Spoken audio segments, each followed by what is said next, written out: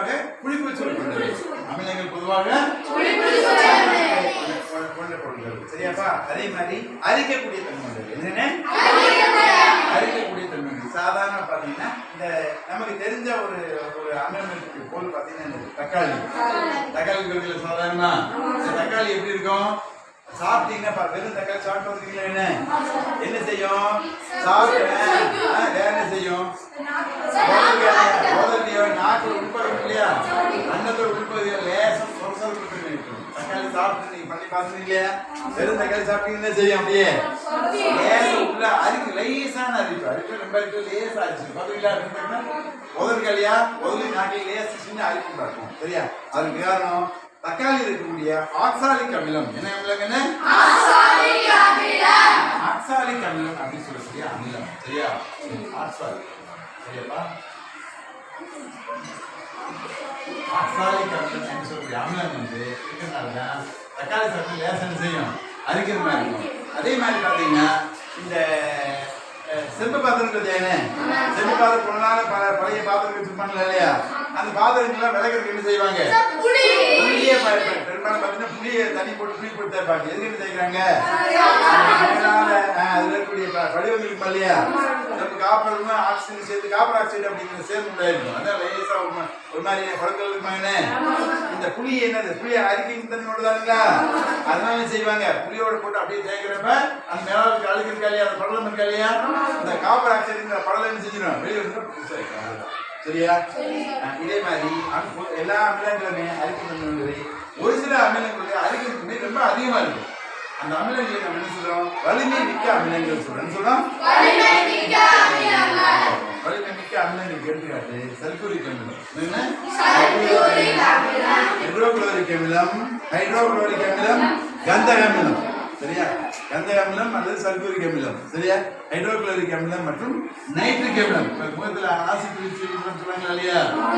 கொடூரமான என்ன செய்யறாங்களா இல்லையா? மனத்தன்மை இல்லாத செய்யாது. அந்த மாதிரி இதுக்கெல்லாம் அந்த நைட்ரிக் அமிலத்தை யூஸ் பண்ணுவாங்க. சரியா? அது வந்து என்னது பட்டுச்சுன்னா இந்த வலிமைமிக்க அமிலங்கள் நம்ம உடலில் தோலில் பண்ணும்போது செய்யும் ஆறாத புண்கள் இருந்தாலும் ஆறாத அந்த அமிலம் வந்து நம்ம உடல்ல பண்ணுறப்ப இருக்கக்கூடிய திசுக்களை என்ன செய்யும்? அப்படியே அழிக்கும். அப்படி என்ன செய்யும்? அழிக்க அந்த அமிலத்தோடைய தன்மை தொடர்ந்து இருந்துட்டே இருக்கும். அதனால அங்க இருக்க திசுக்கள் மறுக்க என்ன செய்யாது? புதுசாக உண்டாயிடும். சாதாரண ஒரு சின்ன வெட்டிக்காயம் படிச்சுனா கூட என்ன செய்யும்? வெட்டிக்காயம் படிச்சுனா கூட இந்த காயம் உண்டாக இடத்துல இல்லையாங்கிறத ஒரு சோதனை மூலம் கண்டுபிடிக்கலாம். கண்டுபிடிக்கலாமா? அந்த சோதனை நம்ம என்ன சொல்றோம்? லிட்மஸ் சோதனை சொல்றோம். லிட்மஸ் என்பது ஒரு வேதி சேர்மம். ஒரு வேதி சேர்மம். இது கொடுக்கப்பட்ட ஒரு பொருள் அமிலத்தன்மை கொண்டதா இல்லையா அல்லது காரத்தன்மை கொண்டதா இல்லையா என்பதை எளிதில் கண்டுபிடிக்கக்கூடிய ஒரு சேர்மம். சரியா? இந்த சேர்மத்துல நம்ம என்ன செய்யலாம்? இந்த ஒரு அமிலத்தையோ அல்லது காரத்திலேயோ இந்த லிட்மஸ் சேர்மத்தை அது கூட சேர்த்து பார்த்தோம்னா நிறத்துல மாற்றம் ஏற்படுகிறது. நிறத்துல மாற்றம் ஏற்படுகிறது.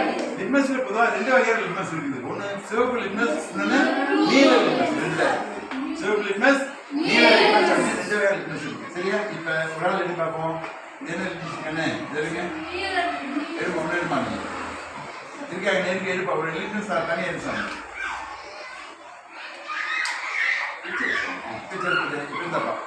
நீங்க கேள்வி இல்லையா? லேசா சாட்சிப்பா. லேசா சாட்சி ஒரு ஓரத்தில் எப்படிமா பண்ண இல்லைக்கு வச்சு வர மாதிரி பண்ணுங்க.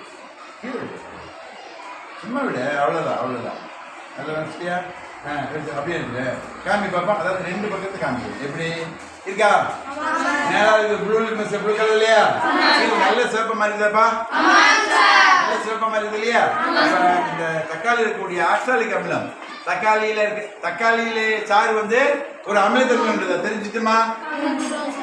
தக்காளி சாறு அமிலத்தன்மை எப்படி தெரிஞ்சுட்டு நம்ம நீல லிட்மஸ டிப் பண்றப்ப என்ன ஆச்சு? மலைக்கிறப்ப சிவப்பு கலரான மாறிடுச்சு. மனுஷனே அதே மாதிரி சிவப்பு லிட்மஸ் பேப்பர் ஒன்று தக்காளி சாப்பிட்டு நாளைக்கு என்ன சாயமா வருதுமா? வந்துச்சா? சும்மா சாய் கண்ணு சின்ன தக்காளி சாப்பிட்டு ஒன்று சும்மா சரிங்க. சும்மா போதும். நல்ல இது வந்து அமிலத்தை கண்டுபிடிக்கக்கூடிய ஒரு எளிய சொல். சரிங்களா? அமிலத்தையும் காரத்தையும் காரங்கள்ங்கிறது அவை ஒரு இதே மாதிரி அவை ஒரு வேறு வகையான வேறு சேர்மங்கள். அந்த சேர்மங்களுடைய பண்பு அப்புறம் படிப்போம். அமில